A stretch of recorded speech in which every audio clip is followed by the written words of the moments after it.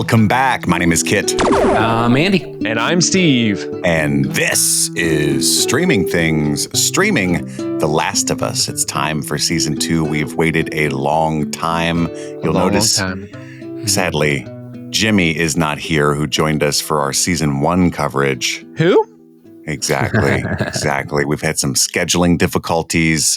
We do not have screeners, so the earliest you'll get our recaps is, mid-Monday each week after the show debuts. We're gonna watch the episode Sunday nights with all the peasants and take notes as best we can. And luckily, we've got 2 avid Last of Us gamers here and a third less avid gamer. Love the games, just haven't played them as many times as these 2 jabronis.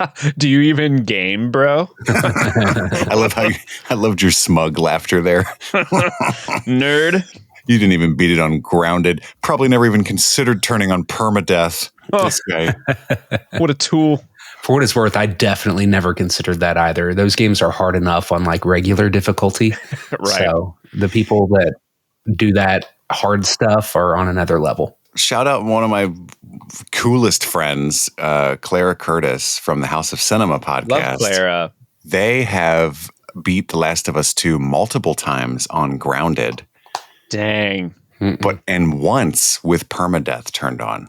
Holy shit. Wow. I wonder how many tries that took. That game's kind of hard on like regular mode. You know what I mean? Mm-hmm. Mm-hmm. I've been doing a replay of it, but I put it on like easy mode just so I can kind of barrel through the story as fast as I can. And also I suck.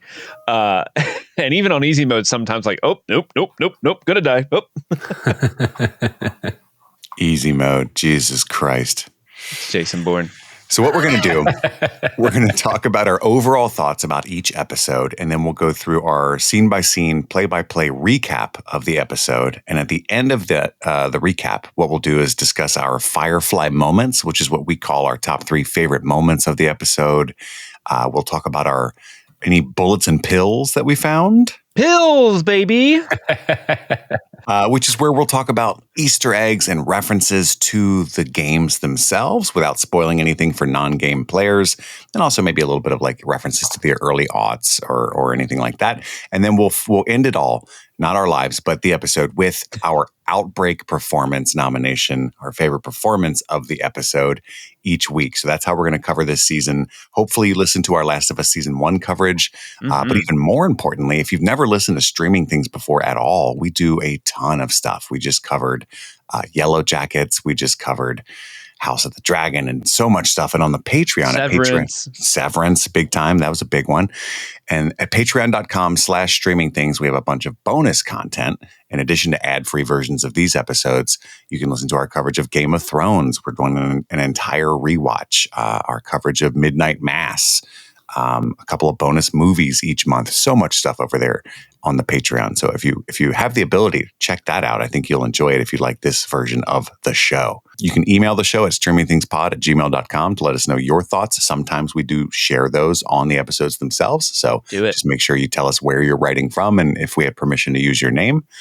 But let's get into it. We got a lot to discuss for both Last of Us game fans and people who are new to the show. It's a huge event in TV and film. This episode is called Future Days, and I'm so excited. I haven't talked to you guys at all. What did you think of episode 1 of season 2, Andy? So I think that they did a really, really good job adapting the opening hours of The Last of Us Part 2. I think that this episode was excellent as far as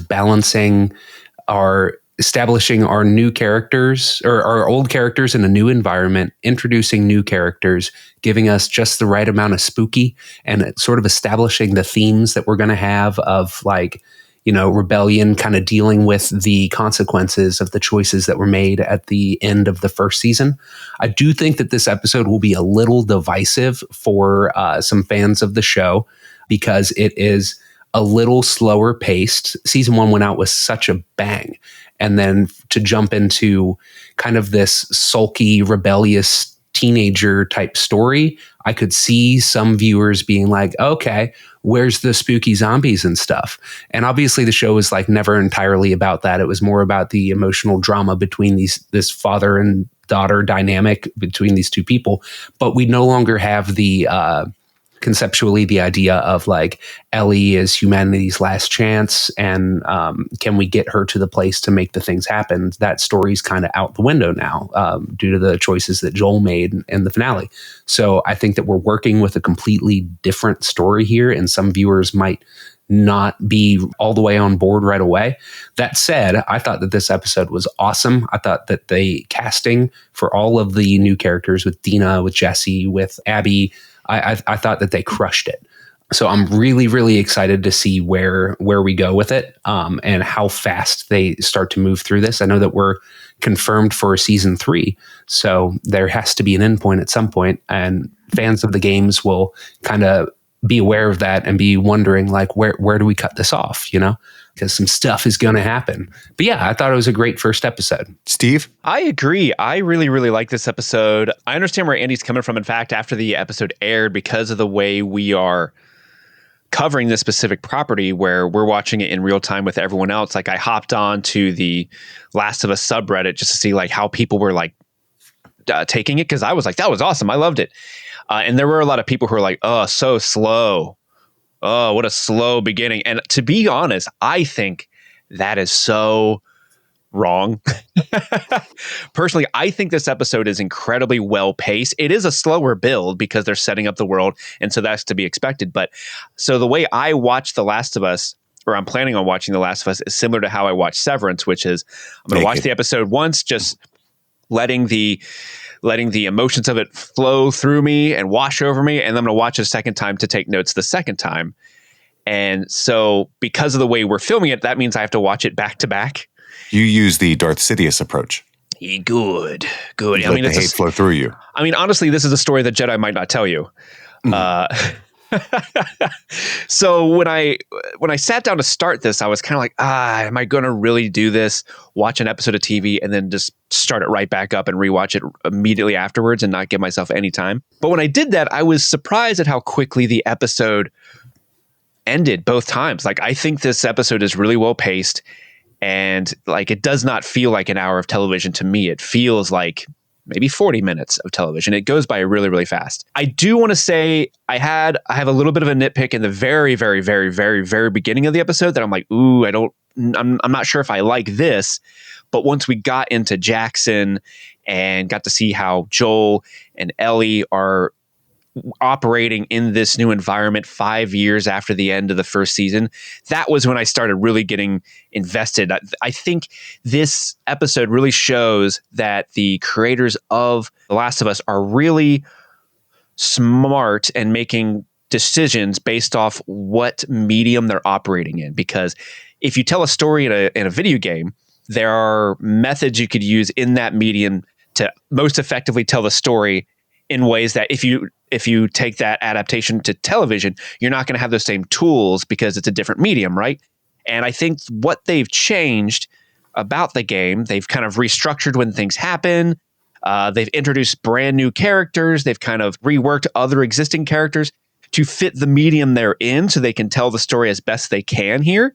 And I think it's incredibly smart. Specifically, I'm pointing to the introduction of Catherine O'Hara's character, Gale. She is awesome, and I love Catherine O'Hara, and I love seeing her in this. And also, like I said, they sort of like things that you don't see in the game until the third act, you see in the very first episode. And I think that works if they're telling the story in a more linear fashion. But yeah, this episode was really, really fun. I was surprised at how much I laughed in it. And I really did appreciate also how they took a character from an enemy type in the game and they tweaked it just a little bit. They didn't really change anything of it, but they changed the way the characters in the world reacted to it, and it made the stakes higher for the world. It felt like an escalation rather than just, oh, here's a new enemy you can shoot in the game, right? And then lastly, this is the last thing I'll say. If you listen to our coverage last season, you'll remember that I was not the biggest, like, I didn't hate it, but I was also kind of like, I'm not sure if I like that.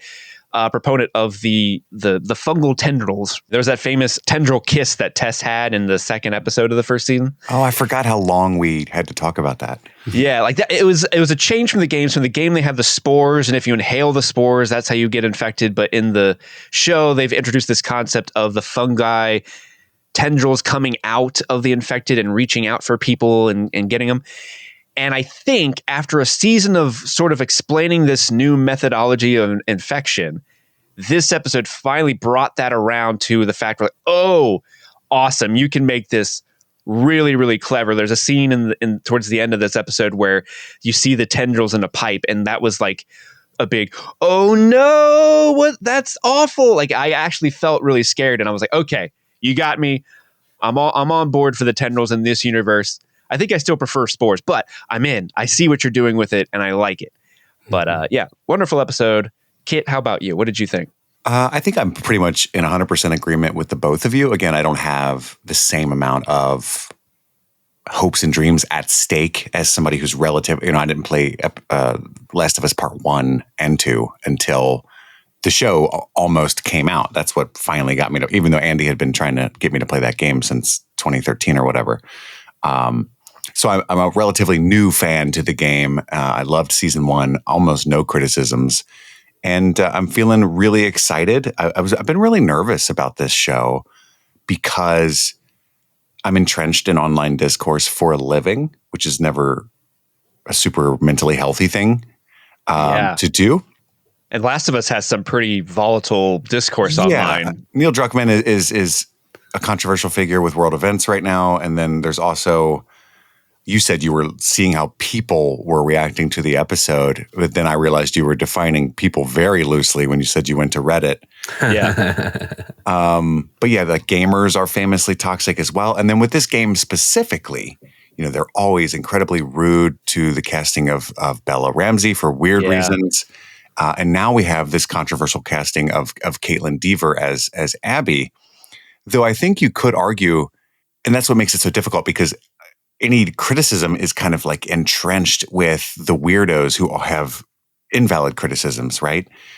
But I think you could argue that like Abby's physicality in the games is pretty essential to her character. And so having somebody kind of petite like Caitlin Dever play her is an interesting choice that might be hard to stomach for diehard fans of the game. But that's also, I feel like in Hollywood, that's a difficult person to cast. Yeah, for sure. I agree. I mean, I think that she looks like facially dead on to Abby. And I think that how she's playing the character is also pretty dead on. She definitely doesn't have like the biceps and stuff, but that's fine. It's an adaptation, She almost played Ellie in the game. I think she was one of the final 2 actresses, and they went with Ashley Johnson instead of her. So it's kind of funny that she's brought back, but as Abby. It is interesting.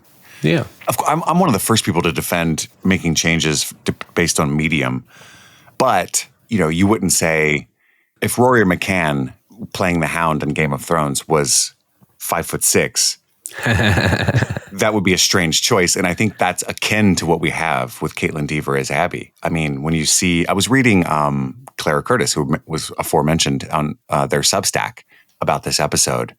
And they were talking about how strange it was seeing Owen tower over Abby in the show. And like, it's just a different dynamic completely.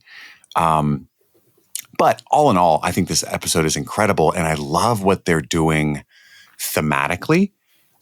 You've got the juxtaposition of, we mentioned Gail earlier, Catherine O'Hara, like how her love for Eugene has morphed into hatred. And now we have this same kind of dynamic happening with Joel and Ellie even. And then we have the third pairing of that, it looks like, with this new character, Abby, and her hatred of Joel. And maybe that has a basis in love as well. So yeah, it's very interesting. You talked about the cordyceps laced in the pipe, the water lines of this Jackson City. And I think that the symbolism of that is kind of on the nose maybe, but I love it. The idea that something that is supposed to nourish and lend life to this community has this deadly thread woven into it that's kind of creeping and growing. If untreated, it will take over them all. And that's kind of the hatred itself, right? So really neat stuff from a writing perspective. This show has always been criticized for kind of lacking on the amount of action and combat that's present in the game based on what they could do and what they thought they would do. But I think there's budgetary reasons for that, but also it's they're getting down to the core of what the show's about, and it's not a spectacle, you know. So I think that really that's to be admired. Overall, though, what I was trying to say, and I don't know if I succeeded, was I had a lot of apprehension just from like a societal standpoint about talking about this show. But so far, they've kind of allayed a lot of my fears with how they're handling certain things. It is really interesting how early they brought in certain characters and how early they brought in vibes of certain characters that are huge twists in the game. But also, it's maybe a good thing because they're thinking a lot of the people that are watching this show have played the game and they already know the twist. So it's like maybe we're putting new viewers on more of an equal footing with those longtime fans, and we can both kind of have the dread. Which is an interesting tactic that might be an actual cool choice. Yeah, it's interesting to see how they'll play that out. Because they're definitely restructuring the narrative compared to how the narrative is structured in the game to fit the medium. And I think so far it's working, for me at least. Yeah, I mean, you mentioned there's some scenes that were not really alluded to in the game until the third act, but really it's like some stuff from like the last couple hours of the game is in this episode. And it's like, it was terrifying. I don't remember the game well enough to know what you guys are talking about. So I'm one of those viewers that's just along for the ride. Well, a lot of the stuff that's happening in this episode is viewed through flashbacks that you don't see until later in the game, like the dancing scene where they're at the New Year's community dance in this episode. You don't actually see that in the game until the third act, I think. Well, specifically, I don't remember that. Dina and Ellie's kiss is at the end of the game, isn't it? No, it's pretty early. Oh. In the game, they kiss in the weed farm before that, but you see their first kiss, which is the that's dance. what I mean. That dance kiss. Yeah. Yeah, but they kiss on screen before that. But it's you like see a couch how with a bunch of marijuana around, right? Yeah, because the reveal of that scene isn't so much Dina. That's how I got my first kiss. Hell yeah. But in the game, that scene, the reveal isn't so much Dina and Ellie's relationship. It's the reveal that Joel is punching that guy and they have that fight in front of the town. Gotcha. Gotcha. That's the reveal in the game, at least.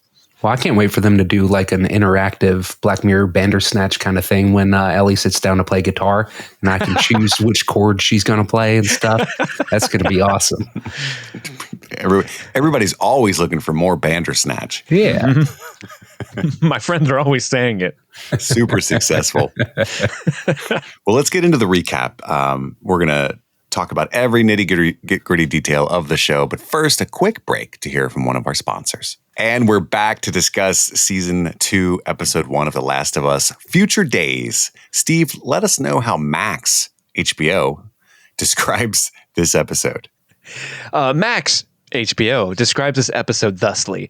5 years after the events in Salt Lake City, a now 19-year-old Ellie makes a discovery while on patrol with her best friend Dina. Back in Jackson Hole. I thought it was just Jackson, but Jackson Hole. Yeah, I thought it was just Jackson, but in the description they say back in Jackson Hole, Joel seeks to help to mend his relationship with Ellie, or seeks help to mend his relationship with Ellie. Wait, is it WHOLE? It's just HOLE. I feel like they meant to say back in Jackson Hole, like W, maybe. I don't know. I've never heard it described as Jackson Hole, but I don't so think I was it should like, ever be. I'm not going to no Jackson Hole. Guys, I heard there's a safe place we can go. It's Jackson's Hole. I fell for it once, Jackson. I ain't falling for it a second time. God damn it. God damn it, Jackson. Jackson, stop trying to make that happen. Okay, so I just did some digging. So Jackson is the name of the town in Wyoming. Jackson Hole is like the valley. It's a real valley in Wyoming. And if you go on their tourism board, the Jackson Hole slogan is "Stay Wild." So it is a real place. It's just strange because I've never heard it referred to as Jackson Hole in the game. It's weird, but it works. The episode starts right where season 1 ended. We get like before the 5-year time jump, we get, Ellie asking Joel, swear to me, right? That what he had just told her about what had transpired with the Fireflies was true. He says, I swear, which we all know is a lie. And she kind of does too. She stares at him for a moment and says, okay. Okay. And then we cut immediately to this new character and her crew. So there's Abby, who's kind of is Caitlin Deaver, the main character of this group. And then there's Owen, Mel, Nora, and Manny, which is a smaller crew than in the games, but maybe we'll see more people later on. And they're looking at all these graves, all of the people that Joel killed in the finale of season 1. And, we hear a little bit of an allusion to the fact that Ellie is immune to the virus. And a lot of these new characters don't believe that that's possible. I love the implication that the sect or cell of the Fireflies were chatty motherfuckers, because they're all like, well, I heard he was super handsome. I heard there was a cure. No, that's not true. Oh, I heard he looks like the Viper from Game of Thrones. No fucking way. I love that guy. It can't be that hot. I think they kept saying his name was Zaddy. And Abby is adamant that they're going to go find Joel. Owen's like, no, first we got to go see Isaac. It's Ed's buddy in Seattle. Let's go to Seattle. They can take care of us, because they've got nowhere to go now. Their entire home has been destroyed by this Joel character. Mm-hmm. And all of this is kind of framed by the giraffes that Joel and Ellie got to see in the first season. So it's like this, what could have been is in the background, and we have this cemetery of dread instead in front of us, so that it's a complete hard pivot. Choices were made. Yeah. Dude, and there's so many headstones. Yeah. It's this really cool juxtaposition between, like, when Joel and Ellie saw the giraffes, it was like this, like, oh my gosh, wow, this cool, beautiful moment of hope and stuff. And then for these cast of characters, like, we're burying our friends and family and there's giraffes behind us. It's a bad moment. Yeah. And Owen kind of calms down Abby just a little bit. He promises to help her find and kill Joel. But first they have to go to Seattle, and maybe the people from Seattle can help them with resources to find Joel, because he's got a couple day head start. He took the only vehicle. There's nowhere they're going to just go track him down right now. Let's go regroup in Seattle. So she puts the necklace, the Firefly pendant, on the last grave, and then says, no, we're going to kill him slowly. Just to be clear. We're going to make it like super hurt. Yeah, it's going to be not cool for him. Can we all take agree? A real meal of it. Everybody, put your hands in. 1, 2, 3, go. 1, 2, 3, torture. And then we get the intro. The sweet little guitar plucking, and it's 5 years later, back in Jackson Hole, Wyoming. I guess we're going to go with that. Meanwhile, in Jackson Hole. Get out of there. That's Jackson. I can't fit any more of you in there. That's what the problem is with the council. This lifeboat is sinking. I want to bring up a motion that we can't fit any more people in Jackson's Hole. Jackson is tired. Second.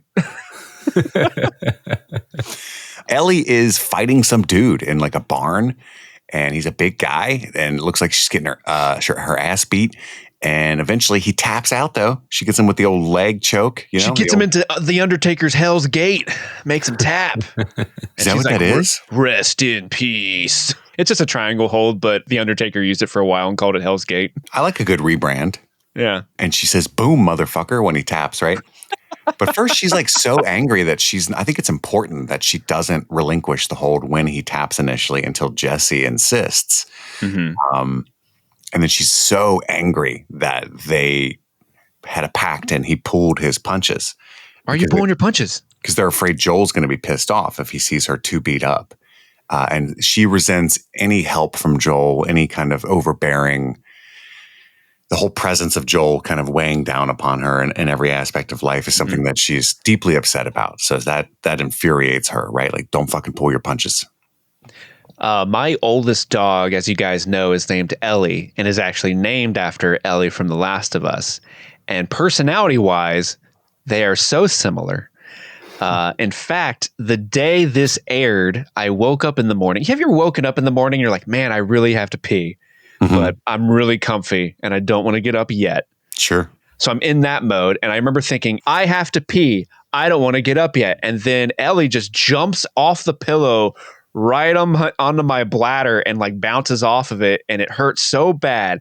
And I just imagine in that moment, she said, boom, motherfucker. They're so alike. They're very alike, except your dog doesn't have any of the likable qualities that Ellie in the show has, right? Well, Hard not to you. disagree. I love Ellie. I'm her Joel, and you're all the other motherfuckers. Yeah, I had a conversation with you, and you were like, "I saved her." I saved her. Ellie in the show is now a part of this community and shit, and they're in Jackson, Wyoming. We get to see a little bit where they're looking through the water lines of the giant pipe in the city. We see that it's filled with roots. We cut to Joel. He's in there tinkering. He's getting older. He's got his glasses. You know, he can't see too good anymore. He's got his bifocals on. Yeah, they're doing a lot of repairs and building in Jackson, and he seems to be the one that's in charge of all the construction stuff in the community. He's a construction worker. He's a foreman. Yeah, because that's what he was in the first season. He before the outbreak happened. He's got them skills, and he's in there fixing some circuit breakers. Dina is who we're introduced to, played by Isabella Merced. She enters. She's got a really good relationship with Joel, and it's interesting how we see that dynamic too, because in the interim, Joel and Ellie, we find out, have become not estranged, but much more approaching that. And so now, because that relationship is kind of severed a little bit, we have Jesse and Ellie becoming close, and we have Dina and Joel becoming close to kind of fill that gap. And she asks him to teach her about how to fix circuit breakers and how they work. But really, she wants to talk to him about Ellie. And she's even noticed something weird about her. Like, why is she so angry with you? And he's like, you think she's angry with me too? You know? You caught that? It's really funny if you're an audience member, because he goes, "What'd I do?" And as an audience member, you're like, Well, I don't get it. You don't like the guitar? I think this is probably the most controversial change. This is such a small thing, you'd think, but I think it is. It does get to the core of an important character, and it's a change in that respect.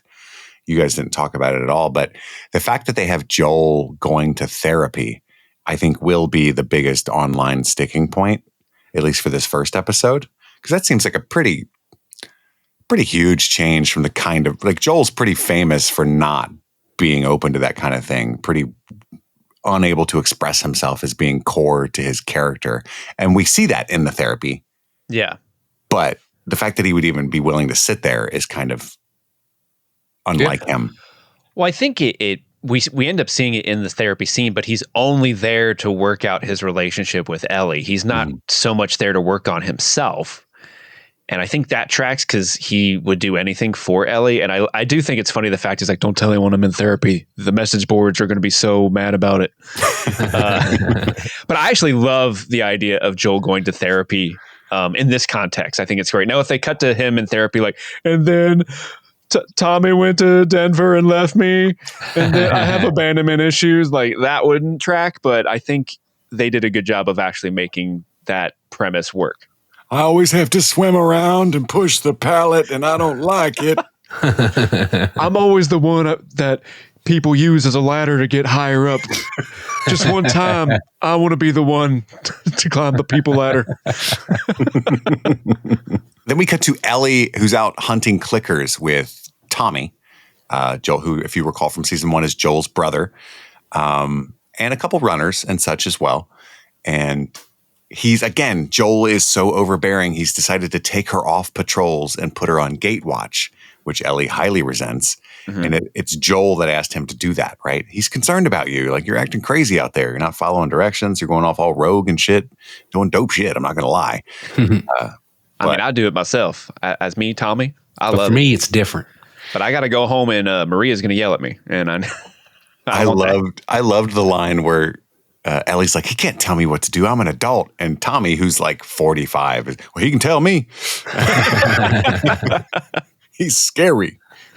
That made me laugh a lot. And she's like, why are you even worried about me out there anyway? If anything, I'm safer than anybody because I'm immune. I'm immune. He's like, we don't talk about that. You ever seen Encanto? That's the Bruno of this conversation. Okay. We don't talk about that. We don't talk about it. And she's starts screaming. She's very irresponsible about this information. So now we know nobody in this town knows that Ellie's immune except for Tommy and Joel. And he agrees to put her back on patrol, though. Yeah, because she's like, if we're the same fucking person, you're not winning this argument. Well, I can't argue that. Ah, damn it, I did it again. Everybody's always bullying me. I guess we should also say she has a big tattoo covering up her infection bite mark on her arm. So it's one of the ways that she's hiding the fact that she's immune. So you think she got that when she was 14? Yeah, early on in arriving to Wyoming or Jackson's Hole for sure. I might be mistaken. Let me know in the comments, but I think if memory serves me, in the game at least, Ellie gets that tattoo from an ex-girlfriend, and I think they imply that it's Kat that gave it to her in the show because she's like, she certainly left her mark, meaning the tattoo. Yeah, Kat's a character that's only alluded to in like notes and stuff in the game, right? I think. So that's interesting that we get to actually meet her. That's neat. But yeah, she has the tattoo to cover her bite mark, which is really interesting. We cut to Maria, who's telling Joel as the foreman that he needs to build faster. More and more refugees and citizens are coming into the city. And I love this scene and what they're doing with this show and this character because it shows that Joel only cares about himself and the people he loves. And that's just the way that he is. It's one of the biggest flaws to his character. That's the impetus for the fateful decision that he made at the end of season 1. And that's being shown again here, right? Like, well, fuck them. Can't build any faster. Some of them can't come in. Did you hear about that constructometer? Turn it up. Construction gets faster.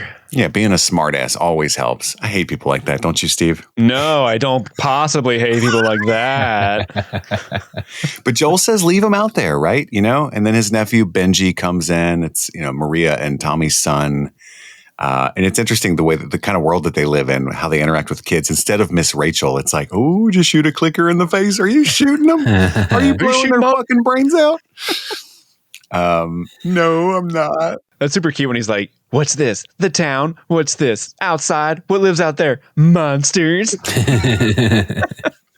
Yeah, they're going to rip your fucking face off if you go out there, aren't they? Uh-huh. What do we do to monsters? We shoot them. Yeah, it's very, very interesting. But yeah, when Tommy enters, I did get a great chuckle when did you tell her about the big dial, right?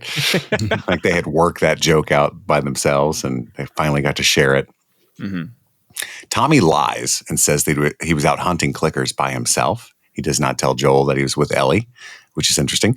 And then Maria, before he leaves, decides to point out, you know, Joel, you were a refugee too. So if we had this policy, you and Ellie would not be in here. Yeah. He's like, I know, but now I'm in here and fuck everybody else. I don't understand what's confusing about that. Because Joel's trying to argue, like, you know, you have to protect your own lifeboat before you can help anyone else, right? It's airline passenger rules. Put on your mask first before you help someone else put on a mask. But really, as an audience, we know, even though that I think an argument could be made that makes sense. But in reality, because we know the character is who he is, it's like, I don't know if you believe that yourself, my guy.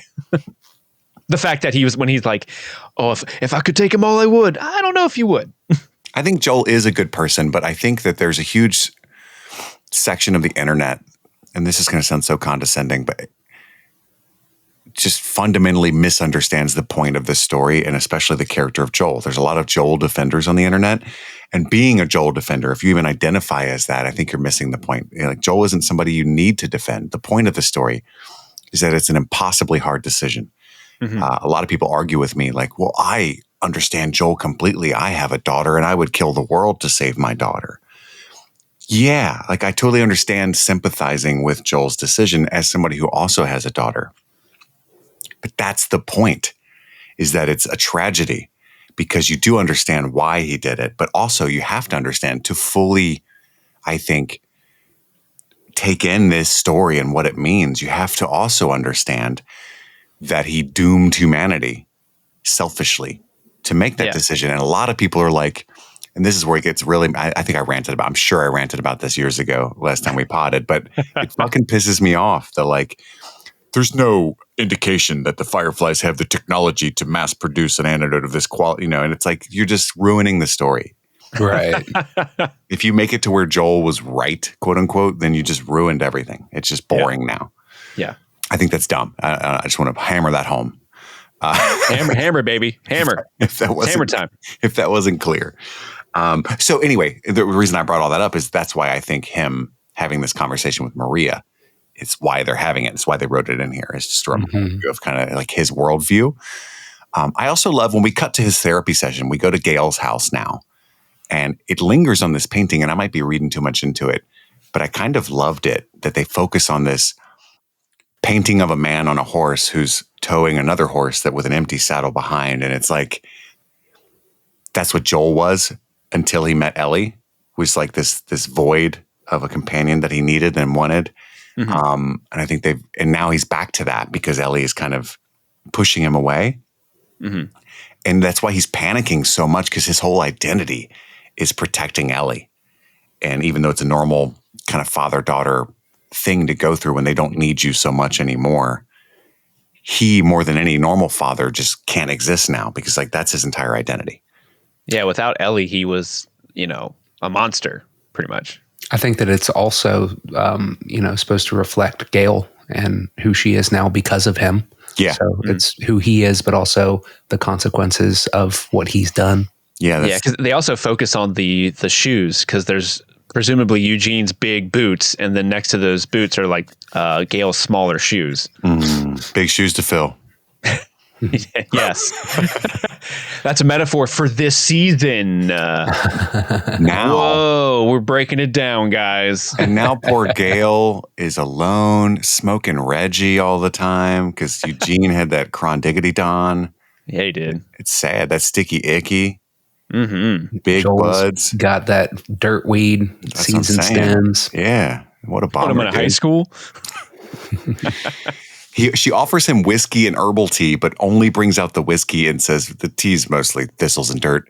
And again, she's got this like half drunk, jaded quality. And the fact that it's Catherine O'Hara is so awesome. Yeah. It's her first birthday without her husband of 41 years. She's a little sad.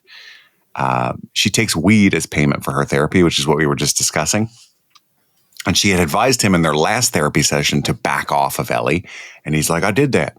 But he hasn't. Right? Like, I love that it's subtext, but it's like, I've completely backed off. He's not directly talking to her, but he's going around behind her and trying to situate her life in a way that's comfortable for him still. And he doesn't even realize that. And then he's also doing this thing where he's like, you see, now Dina, that's a good girl. She treats me like a human being, makes me feel like I'm a good guy. And I am a good guy. She understands me. It's like, I think she's just being nice to you because you're Ellie's dad and she respects you, but it's not like, it's a weird comparison. A new thing for this show and this world is how much Joel's like, Dina, she's a nice girl. She gets me. She's a real one. I do think that I understand what he's saying. That's what he wants from Ellie. He wants Ellie. He wants Ellie to come in and go, "Hey, Joel, how do circuits work?" And fuck yeah, here. Like that's all he wants to do, and that's what he means. Because he's like, and now Dana, she treats me like a person. She says, "Hello." Like his bar is actually pretty low, and Ellie's still not reaching it. At one point, Joel says, "Well, Dina's not my kid," and she's like, "Well, neither's Ellie." Really, if you think about it. Absolutely. And I think that's actually huge. He's got this, it's okay to have this surrogate relationship, and it's okay to have a profound love for this person. But like, you have unresolved trauma issues that you're imposing upon this girl because she's actually not your daughter. Right. And that's an important thing for you to realize if you're going to be therapized. And that's an important thing for the watchers of the players of the game, really, because they're always like, well, that's his daughter. What would you expect? It's not, guys. He has issues. You know what I mean? His daughter is dead. Found family, guys. Found family. I'm all about found family. I almost, not more than anybody, but as much as anybody, right? I don't have any of my actual family in my life, just you guys. But even I know. We're still here, man. I've been telling people behind your back to take you off patrols, just so you know. I want you to know that. I actually don't want to go on patrol, so thank you. I know, that's why I told them to take you off. I'd be happy to be drinking whiskey on gate watch. Gate duty, fuck yeah. Yes. Oh no. Also, Ellie's 19 now, right? That's and so she's not a kid anymore. She's technically an adult. So like, you have to let her be her own person at this point. Literally, legally have to, yeah. But again, 19, we all understand, is actually still like a kid, you know? Yeah. So I get Joel's point too. I don't know. I had a 401k when I was 19. I don't know what you guys are talking about. I already owned a house, paid $30,000. Hey, there you go. It's worth $1 million now. I'm a boomer. So at this point, Gail snaps and she's like, you have fucking boring, dumb doo-doo problems, you know, and you're lying to me. So it pisses me off. And she's like, I can tell you're lying to me. You can't heal something until you're brave enough to say it out loud, which inspires herself to tell Joel, I fucking hate you. You shot my husband. You killed him. I resent you for it, even though it was necessary. So I think we can infer that Eugene was infected. Yeah. But she still hates him for having to kill her husband. And then she says, like, I've tried to forgive you, and I should forgive you, but it's the way you did it. Interesting. Like the way you killed him. So it's like, oh, was it Joel, another example of him going a little too far with something? I did it slow. Why did you shove a hot iron poker up his Jackson hole when you had a pistol? This is the best way to get rid of infected. I ain't coming back from that. There's nothing weird about it. Fucking, this ain't the first one of them whiskeys you had, huh? Hell no, it is not. I don't even know how many I've had. It's my birthday and I'm sad. And I smoked a lot of the weed I had from last session. All right. I took a couple Xanax. Big deal. A little bit of blow. Who's judging? But she's like, there, I said it. Now there's a chance I can make things right with you. Your turn. So yeah, what are you so afraid of to say? And I will help you. I promise, no matter how bad it is, I will help you. And he starts to cry. And Pedro Pascal is incredible in this scene. It's all in close up and all wordless, except for, I mean, Gail's yapping away, but he's not saying anything. And she's like, did you hurt Ellie? You know, that's her assumption. And he's like, no. Oh. And you think he's about to pour his heart out to her and tell her the big thing, which I think would have been catastrophic if the show had done that. But all he says is, I saved her. I love his performance because, he's like shaking, he's crying, but then he gets that really cold, resolute killer resolution stare. And then he stands up. And when he stands up, like it scales Gail and she steps back and he's like, I saved her, and leaves. Oh, great. Yeah. I think that flinch that Catherine O'Hara does speaks volumes because Joel is a psycho. He's a scary dude. Yeah. Like a super nice guy. Change the guitar strings, you know, which is Andy does that for me. Yeah. But Andy will also kill a motherfucker. Exactly. Same guy. I saved Kit Laser. We cut to Ellie in her garage, jamming out to some music. Dina comes to visit Ellie. She's there to pick her up for the Alpine run that, again, Tommy said she could go on. It's the patrol. I love how Ellie has lost track of time because Dina's like, okay, you take your time. You've got, 2 minutes. Hurry up. She got a new holster for her sniper rifle, which she traded her boots for. She should have kept the boots, Dina says, when she looks at her Chuck Taylor. She's going to be hiking through the snow in now. That's her shotty, isn't it? She's got 4 guns. She has the pretty rifle. Perfect for the games. She has a rifle in the holster, I think, with a scope. I could be wrong. And the shotgun is just on a strap. And then there's a pistol on each hip, is what I saw. She's looking like Curtis and Viper. She is. Looking totally Curtis and Viper. Dina helps her put the holster on.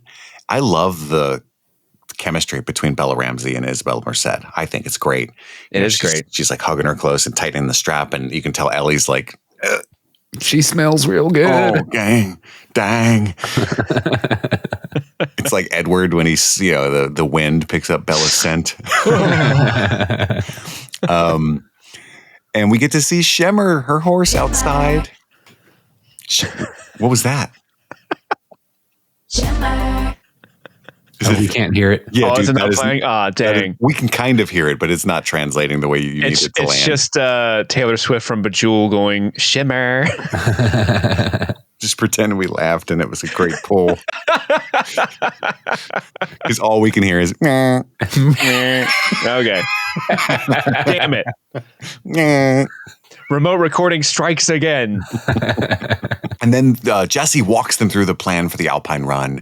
I love the dynamic here where Ellie and Dina are very smart-assy and nonchalant about this deadly exercise that they're about to undertake. Kat is supposed to be the leader. We find out eventually that Kat is actually Ellie's ex as well, so there's a different dynamic. But they're famous for just kind of not taking it seriously enough, for putting their lives at risk. But they're actually very efficient hunters and killers, and it really paints a big picture for all kinds of different dynamics. I love how Jesse sort of gives it back to them just as much too, but he takes it way more serious. But he doesn't let it fluster him. Like, I love the part when Dina's like, he's describing the run. He's like, some of you haven't done the run before. You're going to do this. And Dina's like, question, should we stick to the road, check our checkpoints, and sign the logbooks? Is that something we do on runs? Didn't know. Dude, I laughed out loud with Ellie's out here looking like Curtis and Viper, and she's like, the fuck? Yeah. That was funny. How is that going to keep coming up? You're only like 4 years older than us, right? Well, because in the games, the show is doing its best to tell you this, but Jesse and at least Ellie are super close. Yeah, they're friends. And they're doing their best to show you that dynamic. He pulls them aside and he's like, seriously, guys, like, I get it. It's funny, but like everybody looks up to you. So for whatever fucking reason, try to, be cool, show them a good example, be safe, which they do not do. On the trek, Dina asks Ellie if she's going to the winter dance, and she's like, you going with Kat? And she's like, why would I go with Kat? Well, because she's the other one, the other lesbian, we assume, which is really funny. She's and like, she left her mark. Tattoo. She's like, oh, so you're into someone else. I see. She's into, of course, Dina. And Dina's not going with Jesse. They've broken up again for now. I love that the band is called Brittany and the Jug Boys. Yeah. Just want to throw that out there. I Googled it. I was like, they sound awesome. They weren't real. The music they play is the music from the game. Oh, really? That's cool. Yeah, it's the same two songs that play. Instrumentally, it's the same two songs. I think the lyrics they create for the show, because then the lyrics are like, I love Jesus, is what they're singing. But instrumentally, it's the same song. Clicker, I hardly know her. Sorry. I love Dina's reaction to this. At one point, Ellie asks, like, when she's like, we broke up again, Ellie goes, what is it with you two? And Dina, who's been like all smiles, kind of does like, I don't know.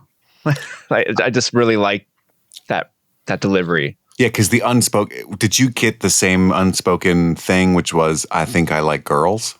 Yeah. Making sure.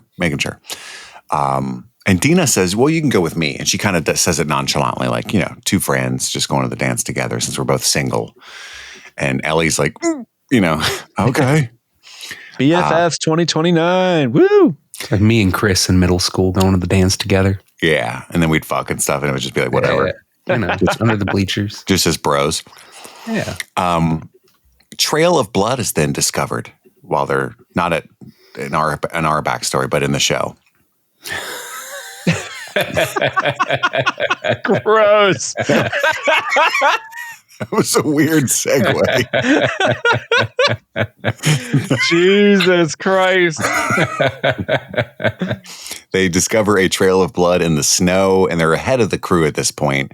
Kat catches up and wants to go back and report it to the council, and they want to keep exploring, so they just kind of run off, right? Let's fucking recon, Kat. Yeah, come on, don't be a pussy. Up ahead, they find a pack of dead clickers and a dead bear who's been ripped to shreds by, we can assume, because it's ripped to shreds, some clickers who are still alive. Bear got his, though. There were some clickers ripped to shreds, too, in front of him. Mm-hmm. Indeed. That bear downed. Bear down.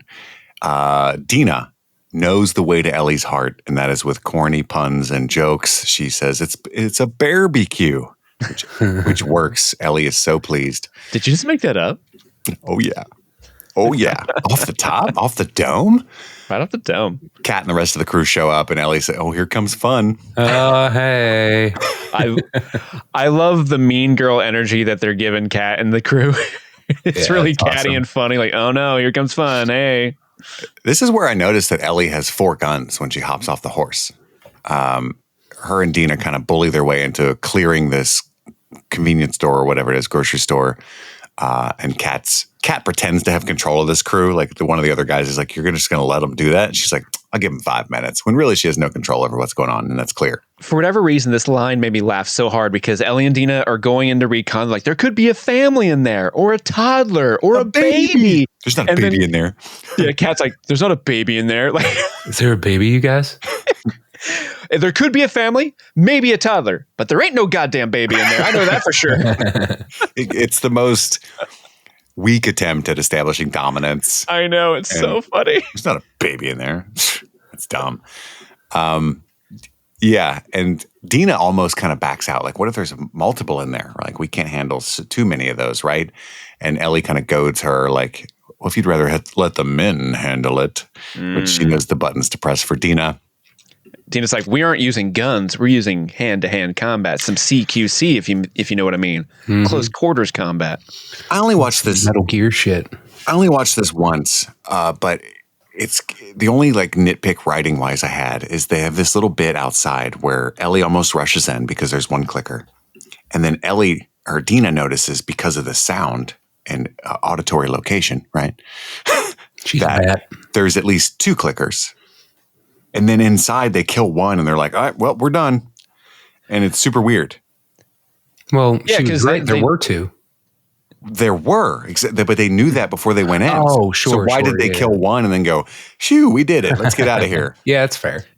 Well, they were probably like, we got that one. We don't hear the other one nearby, so we can be like, hey, let's go check out that employee of the month sign. Oh, I fell through the hole. And then it becomes an issue. So maybe they were about to get to it. I don't know. But I get what you're saying. It seems like they should be a little more on guard. Yeah, instead of like, we did it, guys. They didn't seem on guard, period, though. Even with the one clicker, they're like doing like blah, blah, blah, blah, like making like weird hand gestures and just not taking it seriously at all. That is awesome, though, when they're miming the knife. Like Yeah. It's because it shows how close they are that they're able to communicate wordlessly like that, but also and still keep their goofiness. Like it shows so much. It's so fun, and it's core to Ellie's character that she's very unserious in these situations. Like when Ellie's doing the mock stabbing of her throat and the blood spurting, and it cuts back to Dina, and Dina's reaction is like, "You get it." It's so funny. But also another nitpick: their plan, as I understood it when they mimed it, was not what we see. I thought it was: if there's one, I'll kill it. If there's 2, you throw the bottle. Is what I read. And then it's like, gotcha. And then Ellie's like, chucks the bottle. And I'm like, that's not the plan. That's not the plan at all. But Ellie's going into business for herself. Yeah, honestly, I'm not sure if I picked up what the plan was other than stabby stab, you know? Again, it's wordless, but I thought Dina said, number 1, I stab. If there's 2, you throw bottle. And it's like, and that's not what happens in a second. But maybe Ellie countered with, how about I just stabby stab? maybe so.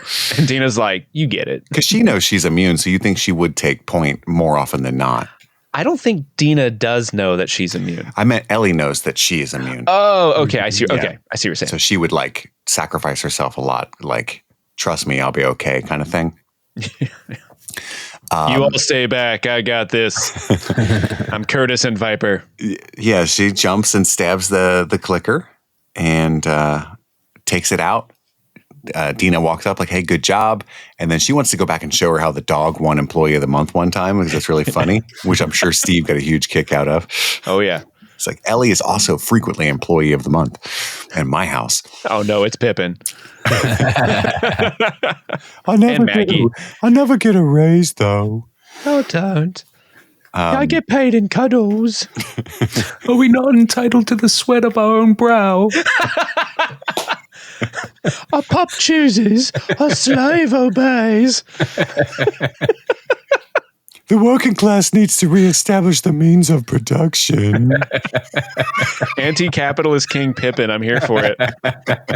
I support the proletariat. Down with the bourgeoisie. And Ellie's over there like, let them eat cake. Yes. That was some deep cuts on many levels. Ellie falls through the floor. And this is like straight out of the game, not in this scene, but like just the vibe and the fact that this happens, the snow falling through like the broken roof at one point and it's caught in the shaft of sunlight. Like all of that are stuff that you see in the games, the empty shelves. There's no way up or out. So Dina's like, stay put. I'm going to find a staircase down and then you can come back up the way that I find to come down. And Ellie's like, gotcha. She starts reading People magazine, Best and Worst Dressed of 2003 or whatever. But then she hears something, a clicker or something nearby. Did you see it running around like in the background at the one shot? It's like high up. Two shots of it. It's like Hereditary. It's so scary. It's crawling on the ground. Dude, this scene. So this scene was crazy terrifying for me because I was watching it at like 10:20, 10:30. I was a little bit late behind the premiere. And I'm watching it with my Dolby Atmos Air Max. So like I click the noise canceling on. And so this is fucking amazing too. Cause it's like, it's like, so I'm really, you can hear it skittering behind you and shit. Yes. I'm fucking locked in. And my wife came in cause she needed me to brush my daughter's teeth cause she stays up late.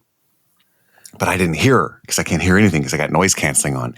So like literally Ellie switched to her shoddy and she's creeping. I can see it in the background and she's about to round that corner and it's supposed to be like an anti-jump scare. And right as she's about to do that, my wife taps my shoulder. Oh my God, my soul left my body, dude. I was like, what the fuck? I'm watching a fucking horror show. And she's like, well, I tried to say something. You couldn't hear me. And I was like, if I screamed, it would have been even worse. And I was like, I get what you're saying, but fuck, dude. It was crazy. But she's like, she sees the thing. It's like peeking out there like, hello. And she's like, run at me, fucker. I laugh so hard because when she's like, yeah, run at me, motherfucker. And then it like darts away. The sound design makes it go, it sounds like it goes, no. And just like, I don't want to. This is the first time that we've seen this class of enemy in the show, a stalker, which are smarter. They're fucking terrifying. Honestly, I remember. They just stand in the corner and shit. I would often talk to Andy while I played because it made me less scared. And Jimmy, because the stalkers specifically fuck me up. The stalkers in the second game is, I think, when they really animate them peeking around corners like that. Mm-hmm. And I remember one section specifically where there's like 3 or 4 of them, and I was looking down an aisle of shelves similar to this, and you just see like 2 or 3 heads like just peeking out, like, nope, get away from me. And yeah, it's interesting. Like she goes around the corner, she can't find this thing that she thinks is a runner, and it's hiding. And we get to see it up close. It's noseless. It's got these like little. The fungus is coming out like deer antlers. I love the tendrils coming out where its nose would be, like because it senses Ellie and it's like, ooh, give me, I want that one. Exactly. And then she senses it, turns around and fires, and then it's not there. It's another kind of like anti-jump scare. And then dude, the soundless design of the thing crawling out from underneath like the fruit display or wherever that was, so fucking cool. And you can see its feet because it's barefoot, but it's like walking through like glass but not reacting to it because it's this dead, monstrous thing.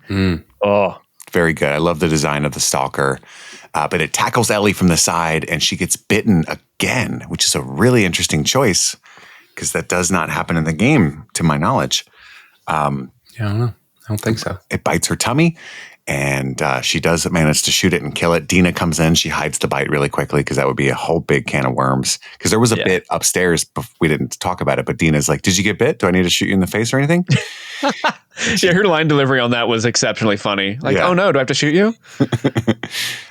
She's like, no, I'm good. So we hard cut to them reporting to the council that, hey, I met a smart one. And like it wasn't doing fucking math or anything, but it was definitely like hiding and trying to lured me in. Yeah, trying to bait me. And Dina backs her up and lies. And it's like, yeah, I saw the whole thing. She's totally correct. It happened exactly like she said, which Maria immediately knows that she was lying. I seen it. I love this little bit where they start chastising the two of them, and Ellie's like, "Oh, so you and Joel wouldn't go investigate?" He's like, "Well, that ain't the same." "Well, how's it different?" "Well, that ain't the same." And then I love Maria like hitting him like, "How is that different?" Explain to me how that is different without misogyny, if you can. Yeah, it's great. So Maria knows that Dina was lying, but she still does believe Ellie. And the council's like, well, reality is nothing but a collective hunch, Lily Tomlin. I love that they're sitting there discussing, like, I think there is likely a giant horde of zombies approaching the town, and we've got this new unforeseen threat. However, it is time to party. Should we wrap this up? Like, that's basically how this scene goes. I mean, that's society in a nutshell. It's if Andy was on the council. Well, guys, it is drunk o'clock. I think we can figure this out tomorrow. Can we wrap this up? I got ribs smoking I got to tend to. It is time to cream it. And I think we'll got the hooch. We cut to Ellie, who is sanitizing the blade with some liquor and then slicing the bite into a circle that she can sew. Instead, no, I guess that would make it easier to heal up, to you know what I mean? To I think she's more hiding the fact that it's a bite, so make it look like a stab or cut, and then sew that. That's clever. She poured acid on her original, at least in the game. I think they said this in the show too. Maybe I'm misremembering. But her bite mark that's on her arm, where when she first got bit, she put a chemical burn on it to hide the fact that it's a bite. And now that chemical burn has the tattoo over it. So she's just trying to hide the fact that she can get bit, because if anyone were to see that, they'd freak out. And understandably, shoot her in the face. Right. Okay, that's a much smarter read. I'm dumb. I was just thinking like, oh, it'll make a better looking scar if you make it a circle and sew it. Yeah. That was dumb. Do you want to know how I got these scars? I'm ashamed. We cut to her journaling about the barbecue and how she doesn't want to fuck it up. Her relationship with Dina. Don't fuck it up. Don't fuck it up. Don't fuck it up. Very teenager thing to do. I kept a journal that had like cool doodles and stuff. Listened to the same music, so it was a good feeling watching Ellie do that. Joel comes in, and she's shitty to him. He turns on the light because she's writing. Is that better? No. That's an adult thing to do. That is a parent thing to do. Well, you're gonna strain your eyes. I remember being a kid, I'd be watching a movie. It's Saturday night, so I've got the TV on. The lights are off because you're watching the movie, and my mom would come in and turn the lights on. Like, man, you can't see him in this room. I'm like, yeah, I know. That's the point. I can see the fucking TV. He wants to know if she's going to the winter dance, and she's like, I don't know, maybe. And he's, notices the guitar that he gave her, and he's like, "You've been playing this thing? You've been plucking? You've been fiddling?" A little bit. He notices that the strings are shot, and he's like, "I'm gonna change the strings for you." And he just kind of rushes out because that's all he can do. It's his love language. It's just going things for her. Yeah, I'm gonna fix something. That's all I gotta do. I'm gonna freak the fuck out if we have to talk. Therapy's not going well for me. My therapist definitely hates me. She was shitty drunk. She didn't like my weed. We cut to the dance. Dina is dancing up a storm with all kinds of people. Jesse, her ex-boyfriend, is watching, chagrined. And Ellie is in love with her. So it's so big of her to be like, to try to comfort him in that moment. I think it speaks volumes about her character. Like, oh, you guys will be back together in no time, right? And interestingly, Jesse says, not going to happen. And we don't get any finality to that or an explanation for that. Immediately, Dina comes over and grabs Ellie to dance. I love that they still have a little bit of a relationship between Jesse and Dina, because Dina just walks over and just takes his drink. So there's a little bit of like, she's comfortable enough to do that to him, and he's just kind of like, okay, fine. Yeah, they're friends that awesome. mess around sometimes, Yeah. And like a lot of people in this town are in love with Dina. So, which is what I gather from this scene, because she's, Ellie's like, "You're so drunk. Oh my God." And she's like, "I'm not that drunk. I'm super high." And she's like, "Everybody's staring at us, right?" And she's like, "Maybe they're staring at you, Ellie. I think they're jealous of you because you're with me, right?" Which is a weird thing to say, but I get it. In context, it's fine. And she's like, "Well, I'm not a threat. we're just friends, right? And you're not gay. And she's like, I think they should be terrified of you. And Ellie's like, oh shit, for real? And then they kiss. And they have an amazing kiss. It's so tender and so real. And then there's that homophobe. Seth comes up. This is a family event. And he calls him a slur. And Joel fucking bodies Seth. Yeah, he does. Which is interesting because in the game, he just kind of pushes his shoulder and he's like, hey, motherfucker. But in the show, he's like, oh, yeah. He quarterbacks him. Yeah. Sacks him. Seth's like, what did I do? It's a little light homophobia. By the way, this is a church. Taking the time to be homophobic in a zombie apocalypse is wild. It's a special kind of evil. Yeah. Just kill yourself at that point. I know, right? I know there's a lot of other things to worry about right now, but this bothers me. Like, what? This is a good example of, I think, why a distillation of why Ellie is upset with Joel. Ellie and Dina probably could have talked this situation through or at least resolved it themselves, but Joel had to insert himself, and the way he does it is just completely obliterating this guy in front of everyone. And I think that's what really sets her off specifically in this scene, because she knows that Joel's way of solving problems might be overt violence in situations that don't necessarily need it. I think that she may have very well handled the situation exactly the same. And it's more just the fact that it's Joel overstepping again and turning it into a spectacle about him, you know? And he was right there too. Like, how did he cross the room so quickly and body him? He was just like, bam, I'm right here. That means he was Kool-Aid hovering. Man. He was hovering and being, you know, but I liked both of your reads. I think you're 100% right. But also I supported Joel in this sequence because I hate Seth so much. Oh yeah, Seth sucks. You know what I mean? I'm like, I think we should kill him. Maybe that's extreme, but that's what I think. But I love this nice little cutaway to Gail specifically watching it all go down. So she's I think still we're going to drinking whiskey too. Oh yeah, her birthday's on New Year's Eve. Man, what a great day for a birthday. She is in. Everyone celebrates me. This is way later, so she's got to be 9-10 whiskeys deep right now. Right. Probably smoked. How is she still standing? Probably smoked all the way through that shake already. Mm-hmm. And Ellie's like, I don't need your fucking help. This whole scene is almost beat for beat what happens in the game, except for the Gale introduction. Gale watches him go. She's still drinking. Even the gate guards are up there drinking. They get a little bit of a celebration. Woo, 2029.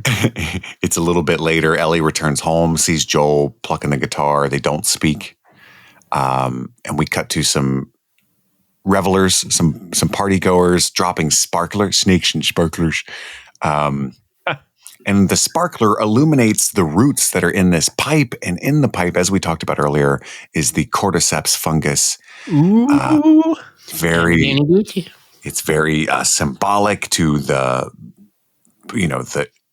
evil thread that's unbeknownst to everyone rooting its way through this town emotionally, but also they follow the cordyceps up to Abby and her crew up on the hill who are very near Jackson or his hole, whatever. They're hiking nearby. So guys, it's just a town. It's not a man. It's not a man's butthole. It's just a town. Oh, this is great. Whew. Owen's disappointed though. Shame.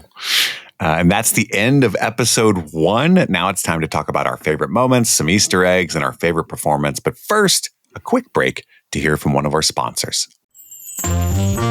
Hello, Stream Fiends. As April showers bring those famous May flowers, we're reminded of the growth and renewal that spring offers. It's a time of refreshing rains and new beginnings and questioning whether or not the tomb is empty. But before any of that, we want to sprinkle some gratitude like a gentle April rain. So let's give a special April shout out to all of our supporters on Patreon, but a special shout out to our super patrons. These fantastic supporters contribute $25 or more each month, helping our podcast bloom and thrive like a well-tended garden. So thank you to Sander Barbarian, Daniel Pack, Nice Guy Eddie, Taloon, Jordan Garvin, Albus Stinkpot, Haley, Mattlestat, Susie Callahan, Anthony Corona, Jim E., Lady Trashley, Sean Myers, Just Liz Calabria, Mike from New Hampshire, Brett X, E. Scramo, Lil Tickler, Svento7, Jay Scramo, Bloffpum, AK Ashley Ray, Adam Busby, Upside Down Canuck, Big Butthorn, Jer Latanowicz, Kaylee Sampson, Rabbit Dog in a Barbie Car, Elpander, Alexis Adler, Peaches, Emmy, Haley B, Joe Velez, Trisha Bueller, Alex G, Sun-Loving Mortal, Suzanne Rode, Jadinklage Morgoon, Kalisha Reeves, Paula Garcia, That Brenda, Aaron Armstrong, Seriously Black 82, Ashley Powers, Casey McCain, and Enza. So thank you all so much for supporting Streaming Things, and with that, let's get back to Streaming Things, okay? And we're back. It's time for our Firefly Moments, our top 3 favorite moments of episode 1. Andy, what is your number 3? Oh, man. I think for number 3, I'm going to go with Ellie and Dina's slow dance moment, where they're, the whole they should be terrified of you thing. I thought that was really beautifully shot. The set design was incredible. The chemistry between the two characters is, pops on the screen. And I thought it was just really, really effective. And I'm also tying into that, Seth coming in with his homophobia and Joel overreacting and stuff, being the helicopter dad. I thought that was just a really effective way to show like the dynamics of the town and the relationship between Ellie and Dina and the ways in which Joel has kind of come to be a overbearing figure to Ellie. Just effective stuff. Steve? My number 3 is the Gale of it all. I love the therapy scene with Gale and Joel. Catherine O'Hara is so awesome, and I love her to death.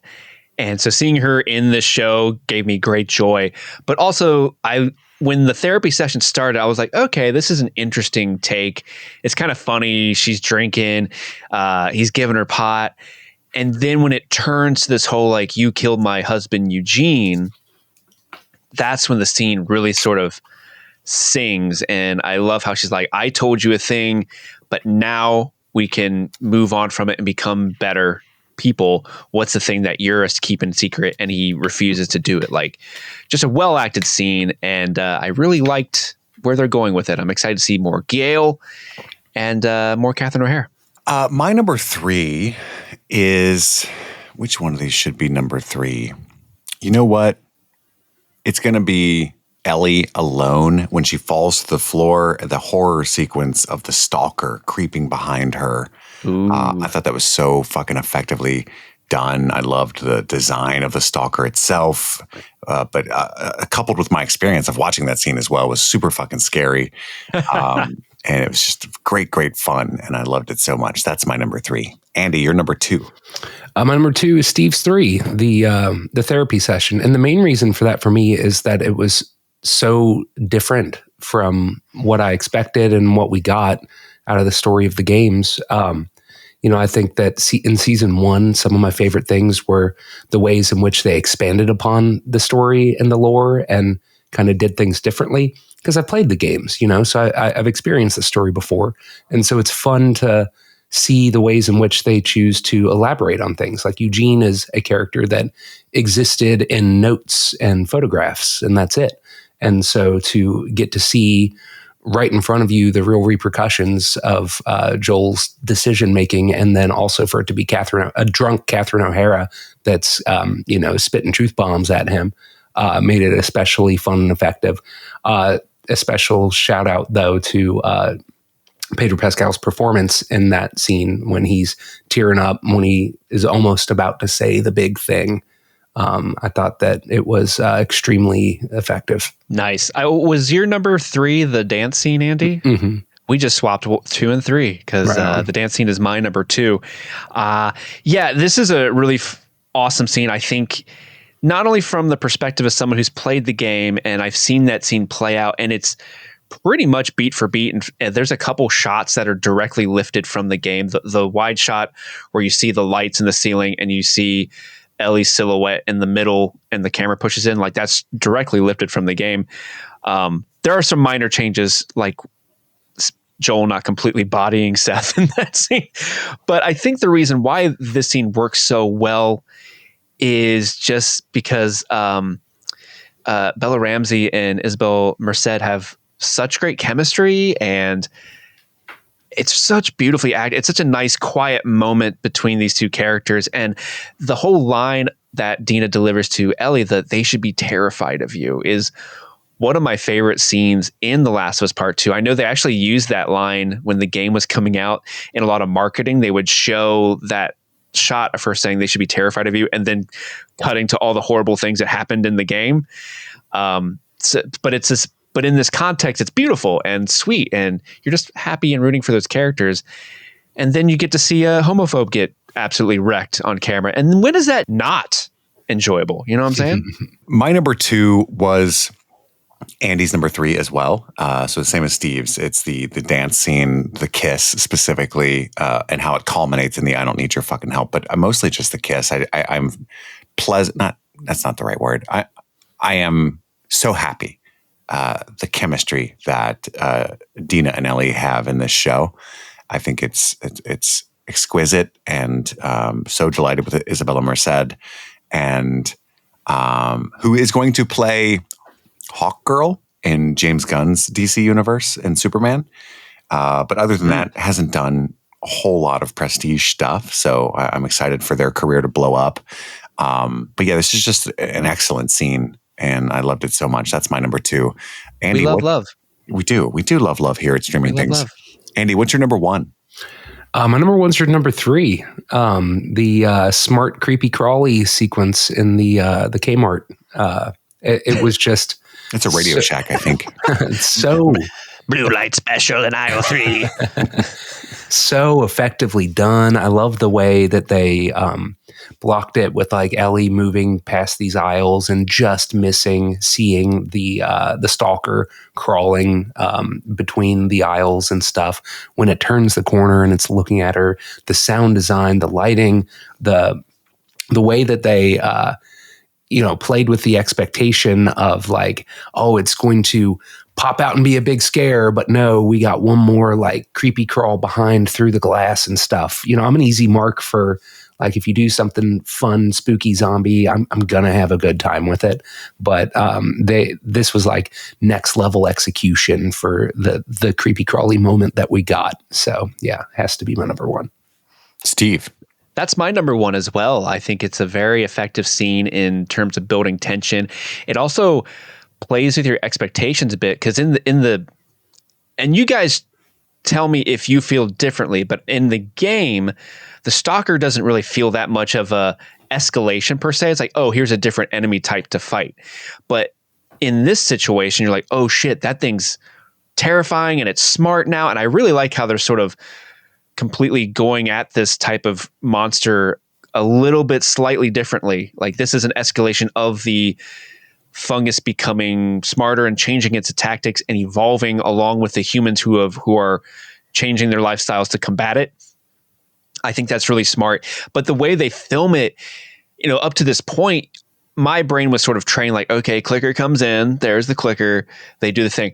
But no, like, you don't really see the stalker in the background at first until it goes and like walks, skitters away off screen. And then it's like following her and you see her in the background.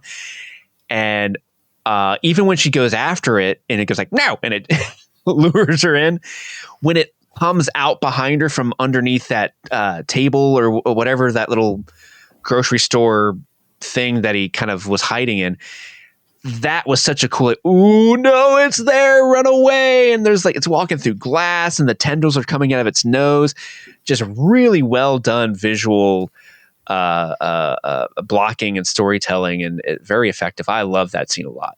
That's my number 1. It's a great scene. But my number 1, and I don't think anybody even mentioned it. It's a small thing, but I loved it. And I think it gets to the core of the chemistry that I'm talking about, but the core of also our main characters and how they actually are and how they are coping in this post-apocalyptic world in their own special ways, It's the hunting scene between Dina and Ellie where they're miming the plan and they're doing the whole thing, whatever. It's I don't think they were doing that one. it's so funny and such an effective like tension break before things pop all the way off. And I just thought it was delightful and so fun in a show that is so often not fun, you know? Yeah, that's my number one. Which brings us to our bullets and pills. Pills, baby! Where we talk about some Easter eggs from the games that we discovered and maybe some allusions to the early aughts if we got to dig real deep there. I got some fun stuff. Probably everybody does. Andy, what's something you want to shout out?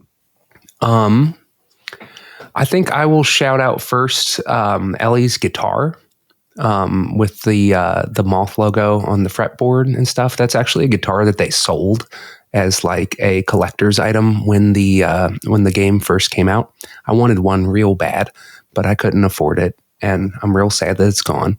And now they're expensive on the secondary market. However, I just thought it was really neat to, it was a 1-for-1 recreation of the guitar that appears in the game and the inspiration for her tattoo and all of that stuff. But I just thought it was neat to show the actual guitar that they were selling and have it be like kind of this like in-world product placement that was pretty neat. Absolutely. Okay, what about you? I have a ton, so I might let you guys fire off what you have, and then I'll fill in the gaps afterwards. Well, along the same lines of that guitar, I might be a little wrong. I've only played through the second one sporadically and once, and I was, much more knowledgeable about the first game. But I do believe that guitar was gifted to Ellie by Joel, and you actually kind of see that in the game, which we may not see in the show. And part of that was that he plays a song by Pearl Jam called Future Days, which is the title of this episode. And I think thematically it's kind of woven throughout the second game, that song, because the lyrics are as follows. Pearl Jam's probably my favorite band. If I were to ever lose you, I'd surely lose myself. Everything I have found dear, I've not found by myself, right? So it goes on those same lines. Back when I was feeling broken, I focused on a prayer. You came deep as any ocean. So, it's obviously that's Ellie and how broken Joel was. And that's kind of the state that he's in now as he feels like he's losing her again. So I love the title of this episode being Future Days. And they kind of like nod to that guitar, even though they may not quite show that scene the way that it was depicted in the game. It's interesting that the title of the episode is Future Days, and we don't get the Future Days scene, which happens very early in the game. And they've done a lot of restructuring of when flashback scenes and stuff from the games happen here. But I think I wonder if they're holding on to that scene for later. It's interesting. I have a suspicion it'll be a flashback, but just in case it's never shown at all, I just wanted to shout that out. Mm-hmm. Andy, what else you got? I'll shout out the switchblade stabbed into the countertop. That was the loading screen for the game. So when Ellie and Dina are going to leave to go on their patrol, the Alpine patrol, and Dina grabs, or maybe it's Ellie, grabs the knife on their way out, but the shot of the knife stuck into the table like that is a straight pull from the loading screen. Nice. I think I could be wrong about this as well, but I think Dina learning circuitry from Joel is actually something that she learned from Eugene in the games. And that is touched on in the notes and stuff. So they just kind of threw that in there as her being so close to Joel is kind of a show invention. And then they kind of, the fact that it's Eugene that they pulled that from is interesting and kind of fun. Yeah, I'll hop in here since you brought up Eugene. It's interesting because Dina's relationship with Joel in the show is actually what Dina's relationship to Eugene in the game is. But when you play the game, Eugene's an interesting character where you feel his presence, but he's not in the game. He's actually, when the game takes place, Eugene is also dead at this point. But they've definitely changed his story around to make room for Gale, because in the game Eugene was a former Firefly who served with Tommy, and they did a bunch of like awful shit in the Denver QZ, and but like he's an older gentleman. I think he dies of a stroke off camera before the game starts at age 73. So he's one of the only people in this universe to die of natural causes. But he's good with electrical equipment. He's a very crafty guy. There's a section of the game where Dina and Ellie hide from a snowstorm in a library, and they find Eugene's weed stash where he's like in the basement of this library. He has like a whole weed farm, and they found like he made a bong out of a gas mask, and they're just kind of laughing about it. And so it's neat that they incorporated the weed stuff in the show, but they also are kind of rewriting his story where he had a wife named Gail, and Gail's a therapist, and they were married for a long time. Because in the game, they actually point out that Eugene left his wife, Claire, and their daughter and abandoned them to join the Fireflies in the beginning of the outbreak. And it's like one of the things, but you can also see like in the log books, because you go on a tour with Ellie and Dina, and you can like go and write your name in the log books. You can flip through it and you can read entries from Eugene, and it's like a lot of him making fun of another guy named Mike. And he just seemed like Eugene would have been a real cool hang. Yeah. Andy, what else you got? Yeah, so a couple of early aughts call outs. Ellie had in her garage apartment the White Stripes album, self-titled from 1999. She also had, I'm not sure if it was a poster or calendar, but it was the Strokes This Is It album from 2001. So like chronologically, the period placement for it is pretty perfect. And they're both also just incredible albums. They are great albums. Speaking of another great album, the song that Ellie is listening to is Love Buzz by Nirvana, another one of my favorite bands. But she knows Ball because this is from the Bleach album, which is before Nirvana really blew up. Nevermind was the one that really kind of exploded for Nirvana, and then In Utero was super popular as well.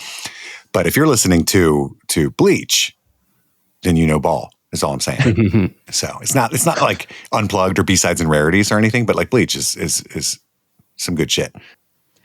Yeah, there's a bunch of really awesome pop culture stuff just hanging around in Ellie's garage. She was going through her tapes, her like collection of tapes, and there's like a John Denver's Greatest Hits, Bryan Adams Into the Fire, songs by Marilyn Hamlin. Those are some of the tapes in there. She's got a Matrix poster up on the wall. Oh, nice. There's a Neil Armstrong moon landing poster, which fans of the game will like geek out because Ellie's a huge space nut. There's a poster for Savage Starlight Termination Shock, which is one of the comic books that she collects in the first game. That's the cover is the poster.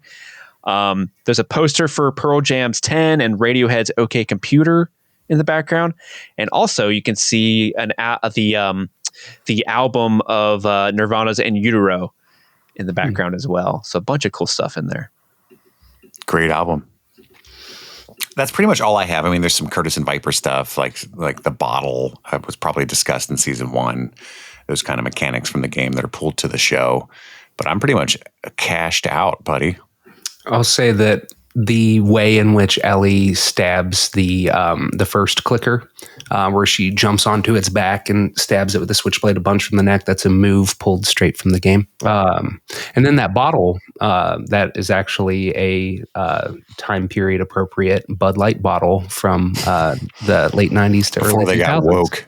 Yeah, well, before they started doing blue for Bud Light instead of the same kind of blue and red Budweiser colors. That's why they drink Budweiser in Jackson's Hole, because it's a woke ass town. That's right. Get out of here, Seth. Kid Rock would not be welcome in Jackson's Hole. Kid Rock would waste all his ammunition on that Bud Light and then die. Fucking idiot. Yeah. So the scene where Tommy and Ellie are sniping infected, that's pulled from the game. That's from chapter 3, Finding Strings in the game, where Tommy takes her and you have to learn the mechanics. Like, all right, he's far away, so you have to aim up higher because the bullet will fall. Like it's just teaching you the mechanics of the game. It's kind of cool that they threw that in there, because even in that section of the game, they're also talking about Joel and how he's kind of being overbearing and stuff. Ellie at one point is fixing her gun at a crafting table. That's how you upgrade your weapons in the game. You actually will go to a table like that and you see the animations of them like cleaning the gun, and that's how the crafting table system works. the Curtis and Viper. You mentioned it before, Kit, but it's funny that everyone's sort of kind of glommed onto this, because in the game they talk a lot about, oh, Joel loves those movies, let's watch them. I had forgotten that this is also an Easter egg for the first season, because in the very first episode of season 1, Joel's daughter borrows a DVD of Curtis and Viper 2 from the elderly people next door. Like when she goes over to make cookies, she's like, oh, can I borrow this? My dad loves this. And it's Curtis and Viper 2. The grocery store, Green Place Market, that entire level is from like chapter 1, Jackson Patrol in the game. And it's the same grocery store, Green Place Market. The way they get into it, they have to climb onto a van and actually go through a window. They drop down. But also the scene when she walks by Employee of the Month, that is a puzzle in the game. So in the game, there are like these saves, and through contextual clues, usually you can figure out what the combination is to get extra materials. Yeah. And in Green Place Market, the safe code is, there's a note that says, combo is the date my good boy got Employee of the Month. So then you go to the Employee of the Month, find the dog. It's July 2013, because the game takes place in 2013 and not 2029. So you go to the safe, enter 072013, and that gets you extra materials. So the good boy is a very important character for getting extra materials. And I thought that was so sweet that they included that in there, because that's one of the best ones. Oh, I've got another thing then. Hit me with it. You guys can like hop in and explain more, but that reminded me when they discover the bear. It's an interesting choice that it's a bear, because in the games it's a moose. Yeah. And there's a lot of like moose symbolism throughout the game. So it's an interesting change. Why choose a bear? You know, you got any thoughts on that as gamers?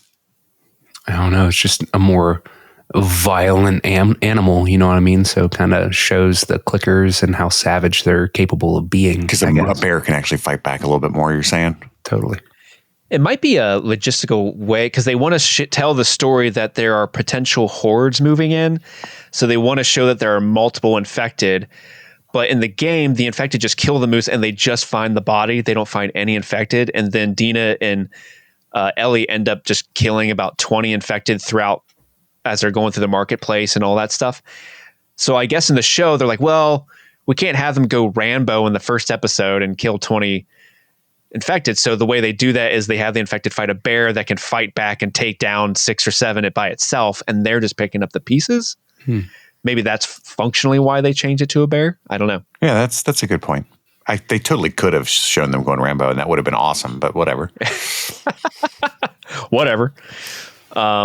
People magazine that we saw, Andy pointed out, that is volume 60, number 12. It was Kit calling that out. Or Kit, sorry.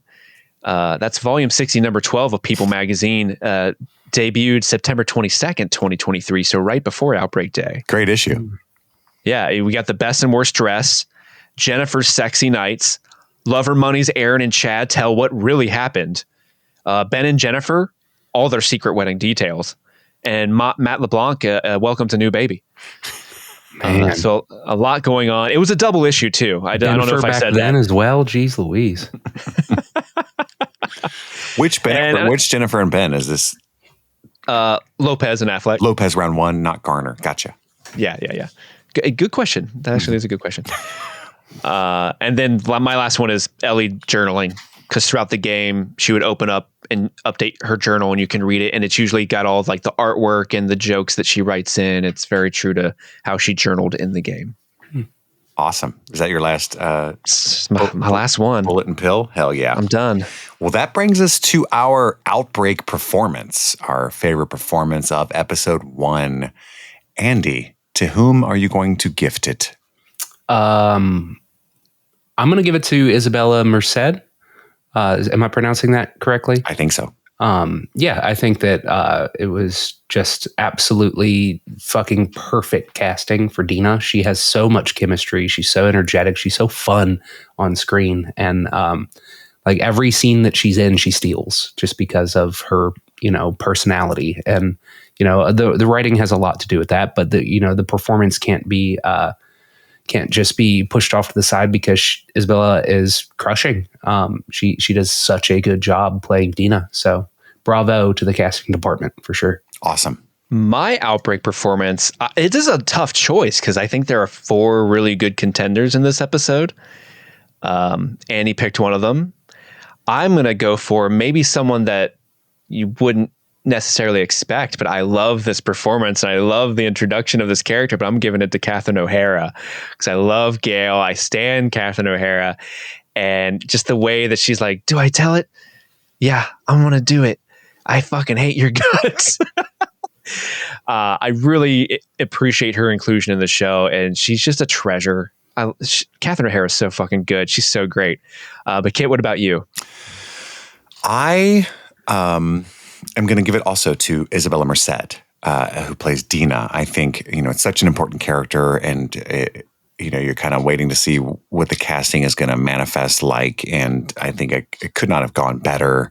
She's so wonderful to watch. I can't wait to see her in more things. I'm so excited that it looks like she's on the cusp of a career breakout. So fun to watch. Can't wait to see more of Dina and Ellie in this show. Isabella Merced, awesome. Good stuff. So thus wraps up our coverage of episode 1 of season 2. We're going to be dropping these every Monday, early afternoonish. So please subscribe and stay tuned with us. Again, you can email the show at any time at streamingthingspod@gmail.com. Go to patreon.com/streamingthings if you want to listen to our Arcane coverage, our Midnight Mass coverage, our Game of Thrones coverage, and much, much more. We're going to start Firefly within the next few weeks. We're doing a bunch of bonus movies and stuff. So much extra content over there. And also our Discord community access, all that stuff. A thriving community of a few hundred people that hang out and watch all these shows together. And it's fun stuff. So if you're new to streaming things, welcome. We'd love to have you. It's a very safe space. And if nothing else, just stay tuned for more of The Last of Us coverage each Monday. That's all the time we have for right now. My name is Kit. I'm Andy. And I'm Steve. And this was Streaming Things, streaming The Last of Us. Happy streaming.